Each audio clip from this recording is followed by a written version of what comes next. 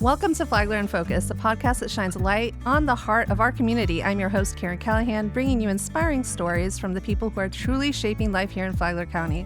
Join me each episode as we dive into the voices that make our corner of Florida so special. And let's get started. This week, our special guest is Christina Mortimer, our director of Flagler County's Emergency Communications Center. Welcome. Good morning. Thank you so much for having me here. Awesome. So what some of our listeners may or may not know, starting in the fiscal year of 2025, we acquired, you guys transferred from under the Flagler Sheriff's Office to the Flagler Board of County Commissioners, but not to be confused with emergency management or communications. Your department is Emergency Communications or the Emergency Communications Center. So let's start with introducing yourself and maybe explaining what that means to be directing the Emergency Communications Center. Thank you, Karen. So yes, we are different from emergency management and communications, and I can totally understand why it could be confusing because it kind of just blended both of the Right? department names together. But essentially, the Emergency Communications Center is the 911 dispatch center. So we handle all of the emergency calls that Mhm. come through 911. So just a little bit about myself. My name is Christina Mortimer. I have been in emergency communications. March 3rd will be 18 years. Holy moly. So I have started my career at Flagler County when I Mhm. started the sheriff's office, and I have done my whole career here in the dispatch center. So Oh, fun. yes, very near and dear to my heart. Mhm. I initially went into dispatch with the hopes and dreams of becoming a sheriff's deputy. Mhm. Figured I'd go in there, get my feet wet, Mhm. go to the police academy. However, I found my passion was in dispatch. I realized I don't think I knew what it was when I joined Mhm. and decided to start that as my career, but I realized what a difference that you can make in there when you really put everything you have into what that job is, and I've been there ever since. So That's amazing. So you thought you were going to be boots on the ground, but you are still boots on the ground, just in one area, yes. in the ops center, which I think it is located at the Emergency Operations Center here, Yes. along with emergency management. Excellent. All right, so why don't you explain to people a little more about what that entails? Because you provide a variety of services. Usually, we only think of 911 as 911. People call in and people answer the phone, but you're so much more than that. Yeah, so we actually, what I don't think a lot of people realize is yes, we answer all 911 calls in Flagler County. For those that don't know, we have one dispatch center in Flagler County. So Mhm. every single 911 call comes through our center. Um, in addition to 911 calls, we also answer all of the non-emergency calls for the fire departments and for the law enforcement agencies. We dispatch for Flagler County Sheriff's Office, Benel Police Department, Flagler Beach Police Department, Flagler County Fire Rescue, Flagler Beach Fire Rescue, and Palm Coast Fire Department. So we dispatch for every single public safety agency. We are consolidated, which means we have one primary dispatch center in Flagler. So if anybody in Flagler County ever has an emergency, they just need to dial 911. They're not going to get transferred. Everybody in dispatch is trained to handle whatever emergency that person may be having. So in addition to 911, like I said, we answer the non-emergency calls as well. When I mean non-emergency, it's non-emergency calls where somebody needs a response from law enforcement or fire rescue. So if somebody comes back from a 2-week vacation and they think that maybe their house was burglarized, but it's not in progress, that's not a life or death emergency. So they could call our non-emergency number and request law enforcement to respond. For the fire department, a lot of the non-emergency calls we see are for somebody that might need help off the floor, but they're not injured. They don't have to go to the hospital. It's not necessarily an emergency situation, but they still need the fire department to come. That's our non-emergency number. So we really try to get the word out there to call 911 for life or death emergencies only. Leave that line open for people that actually need it, and then utilize the non-emergency line for anything else. I feel like also people have to understand you are first responders, right? Because a lot of times they figure first responders are people that appear first at location. However, you do a lot of first responder help over the phone, right? If somebody is requiring CPR or what have you before the paramedics may get there, your team is trained to provide assistance over the phone, correct? In Yes. situations like that? Yep, absolutely. Very proud of the team that we have in there. And as we have already been able to have a life-saving presentation to one of our dispatchers, actually Mhm. 2 of them already for the same dispatcher since we've been over to the county. So Amazing. yeah, Tell that's us been about that. so one of our dispatchers, Samantha, there's 2. One of them was a unique situation. She was actually off duty, Mhm. and she was a witness to a severe accident. A motorcyclist was thrown from his motorcycle, Oh. and she called 911. She was so calm, and she didn't even identify herself as who she was. Mhm. She said her name, but we didn't put 2 and 2 together Mhm. until the dispatcher was like, "Do you need me to walk you through CPR?" Because she reported that the caller or the motorcyclist was not breathing. And she said, "No, this is Sam. I know CPR. I'm going to start it." And she did CPR until he started breathing again. And since then, the family has been in contact with her, Aw. expressing their gratitude. Their niece came down, met her in person, wanted to thank her. And it has just been so incredible to see that the training that she has received from work, Mhm. it's real training. It's real CPR training. She was able to save a life in real person. So definitely a unique situation, but very, very proud of her. And then another call, she actually saved a infant. Oh. Yeah, the parents called, the baby was not breathing, Uh-huh. and she walked them through CPR. And one of the most challenging parts of CPR over the phone is we're not there to control the situation. Mhm. We have to somehow get through to these callers, especially when it's parents with their babies. They're in a panic state, and to be able to get them to hear us Mhm. and to follow our instructions and to be calm enough to listen to what we're saying.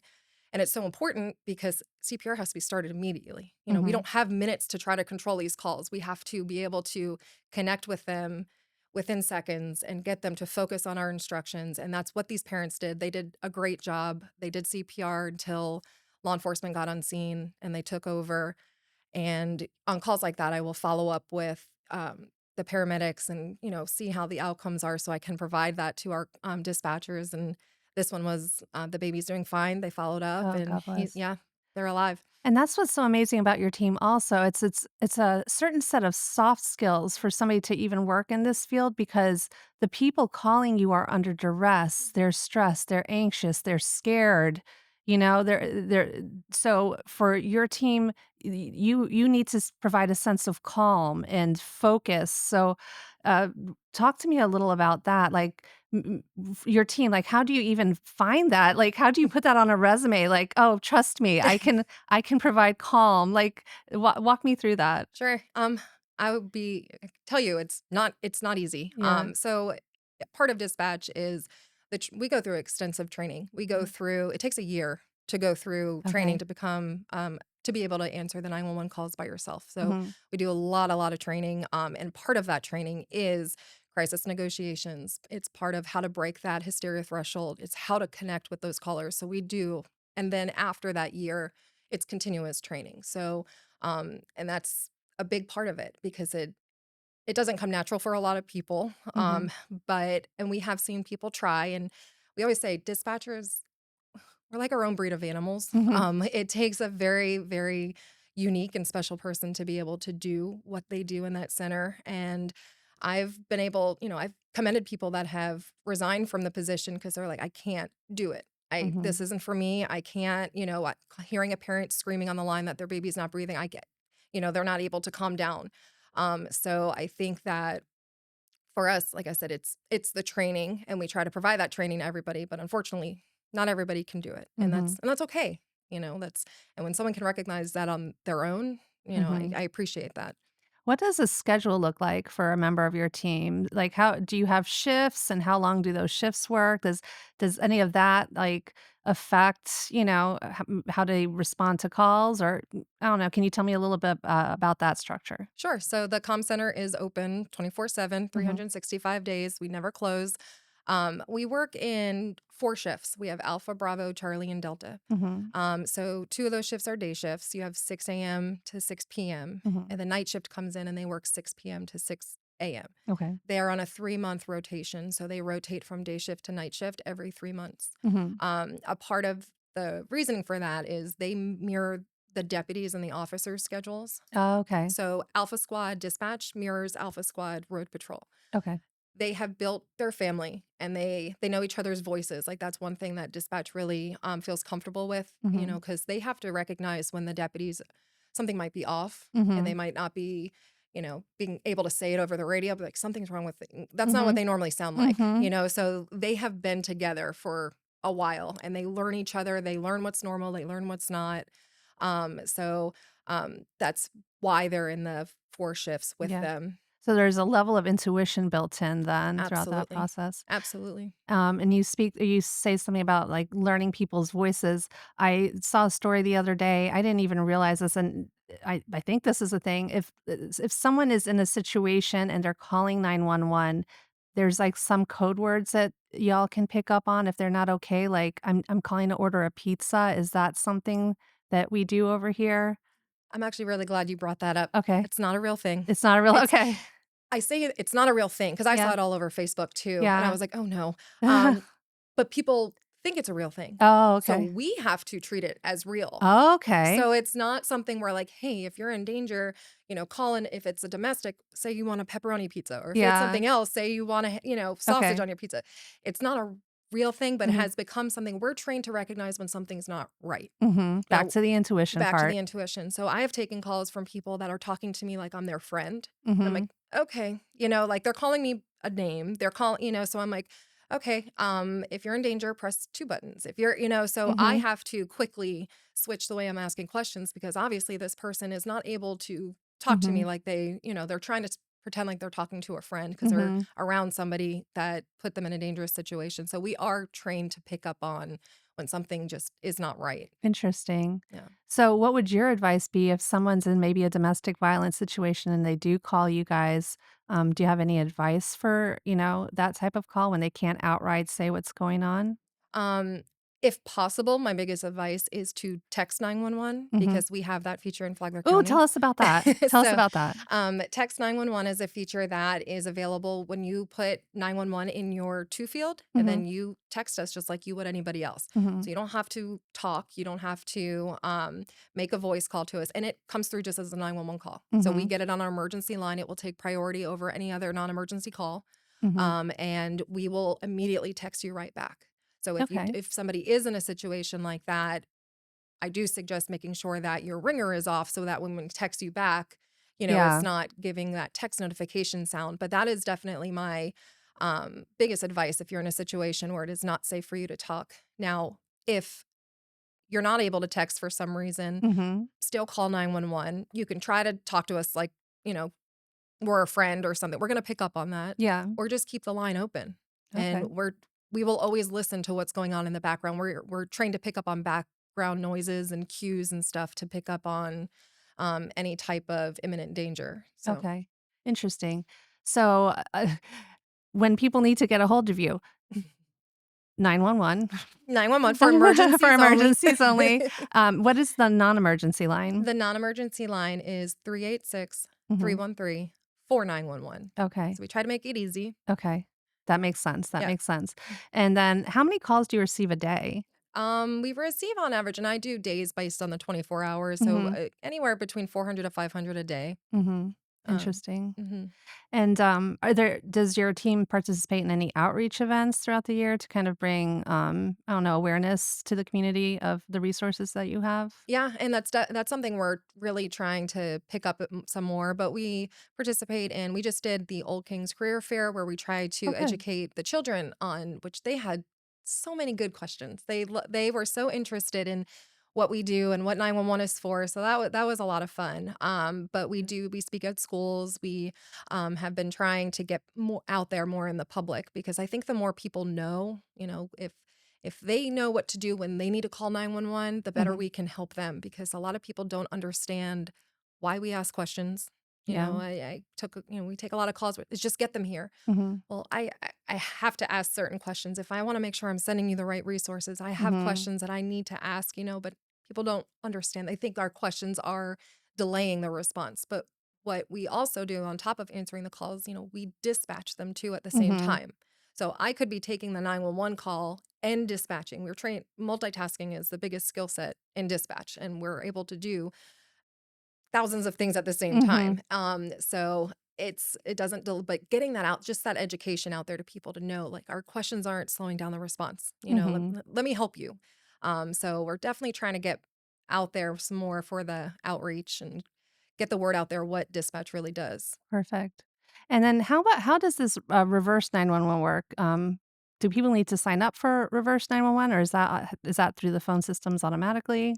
So to sign up for reverse 911, which is also known as Everbridge, Mhm. they have to go online and sign up for Alert Flagler. Okay. And they sign up either online or through emergency management. Okay. Once they're in the system, dispatch has access to send if there is a dangerous situation in their neighborhood or something like that. Mhm. We'll be asked, hey, go ahead, can you send an Everbridge to within 2 miles of the Mhm. incident. So dispatch will go ahead and send, there's law enforcement presence in your area, please stay inside, or whatever the instructions are. So we use it a lot for missing people. Mhm. And so if people want to be notified of missing people, and it has helped. It's been successful. It's helped find people. It's helped, keep people safe. So I highly encourage everybody because So that's on Alert Flagler. that's Alert Flagler. Yes. So for people that don't know, to sign up for Alert Flagler, you go to the website flaglercounty.gov, and on the top, I believe it says News and Updates. You click on that, and if you scroll down, you'll see, does it say ever? It says Alert Flag. It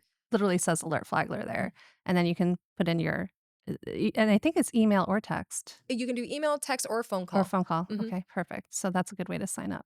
Yeah. Awesome. And you have recently started a Facebook page Yes. so for people who want to engage with you guys and put faces to names for your team, let people know about that a little bit. Yeah, definitely. So we have a new Facebook page. It has been my goal with it is to do more public education. Is we have so many different resources that we use in dispatch, Mhm. like what 3 words, Rapid SOS. We there and some of it requires to use it to its full potential for residents to sign up for it. Mhm. So like the emergency health profile through we Rapid SOS. If somebody wants to put some medical information in there. If they call 911, we see it. Mhm. So stuff like that, we want to just, more information for us. And if they ever have to call and it's a 911 just open line, like, okay, there's extensive medical history with this phone number. I'm Mhm. going to send an ambulance too. And then just getting the community to meet our dispatchers. We're real people and Mhm. we're not, yes, we're never seen. We're behind the scenes, but Yeah. we are part of every emergency response that happens in the county. When there's a patrol car going down there, we sent them. Yes. We are that voice that once the call's disconnected, it's, we kind of Mhm. not forgotten about. Yeah. But we're there and we care. Mhm. We talked about how, how do we turn off not necessarily we don't turn off our emotions. Mhm. We feel with these callers. There's been plenty of times where when just went to Old Kings to speak with the kids, they're like, how do you guys stay so calm? And what do do you not feel the emotions? And Mhm. we're like, we feel them. We just can't feel them on the phone. Mhm. There has been plenty of times where I've hung up and I've had to go outside and I cry because that you feel with these people, you connect Mhm. with them and you hurt with them. But we're real people back there. So I'm trying to get the spotlight on our dispatchers because they're incredible. And how do you I assume that y'all have a really good support system within each other for such calls as that, correct? And yeah, you feel not only for the people calling in that maybe you don't know, but you also have these relationships with your law enforcement Hmm. and your fire rescue folks. So I know that sometimes when difficult situations happen, it affects you. So I'm assuming your team is just you kind of have a built-in support system with your team as well. Yeah, I know absolutely. I know that saying family is cliche, but you kind of have a built-in family there also. Yeah, many of us have worked together for 15 plus years. We have a very tenured center. So a lot of Mhm. us we've been through the best and the worst together Mhm. and personal lives and during work lives. And we all handle hard calls different. And really trying to break that stigma that we're all just, we're just ice cold and nothing bothers us anymore. Because Mhm. for a while, it's just you check on somebody after a hard call, like I'm fine, I'm fine, and it's Mhm. like, well, you're human, Yeah. go take the break. But we have a CISM team, so critical incident stress management team. Okay. So if there is someone that is we knew handled a bad call, even if they say they're okay, that person's going to follow up because Mhm. sometimes it takes 2 or 3 days. Mhm. I can, I can say my worst call. I'll never forget it. Never. I relive it all the time. And there's certain calls that you pick up that just kind of trigger that feeling again. Mhm. And sometimes those emotions they hit when you least expect it. And Mhm. sometimes you're like, man, why did that call get to me? Well, it's something maybe we've dealt with in our personal life. So we look out for each other and how people act after certain calls, and We make them take breaks after the hard calls. We've had to send some people home because, hey, you Mhm. don't need to work this rest of your shift. You need to Mhm. go take care of yourself, and because they. But it's definitely a family in there. Mhm. They have gotten me through some of the hardest and darkest times, and I will never ever forget what they have done for me, and I will always do the same for them. Mm. That's so sweet. That's so great. You guys are the unsung heroes because you're not they people don't see you, Yeah, but you're we're there. there. We're there. We're You're here. We're there. real. So how can people follow you on Facebook? Our Facebook page is Flagler County Emergency Communication Center. Okay. Please follow us. Please, we're really trying to get the word out. Just trying to, really spotlight our employees. Show that public education is going to make a difference. The more people know on how to call 911, because there's a way to call. There's a Mhm. way to, focus on the info, or if you know the information we're going to ask you right when we answer the Mhm. call's going to go a lot faster. So I will continue to share tips and advice if people have to call 911, and hoping to build that page up. Perfect.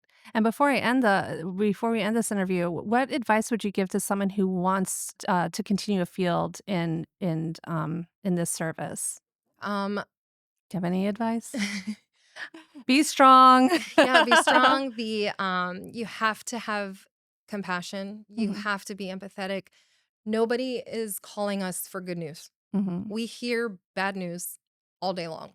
And well, I take that back. We have had a dispatcher deliver a baby. And Oh, that see, those those are call fun. Those are a lot of when you get to fun. hear the baby start crying before the Yeah. ambulance gets there is Oh, chills. phenomenal, because we're trained to do that too. Yeah. We will walk people through childbirth. But other than that, Uh-huh.